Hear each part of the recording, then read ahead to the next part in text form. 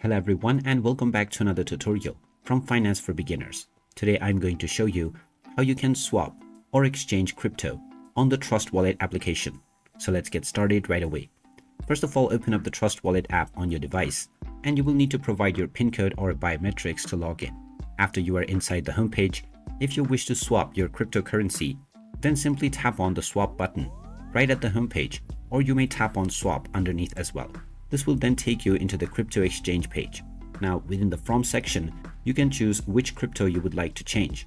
And within the To section, just choose your target crypto. At the top section, you can also tap on the Settings button, where you can set up your max slippage as well. Finally, enter the amount of the cryptocurrency that you would like to use. After seeing how much you will get after the swap, you can then tap on the Continue button to proceed forward with your exchange. And through this method, you can easily swap from one crypto to another.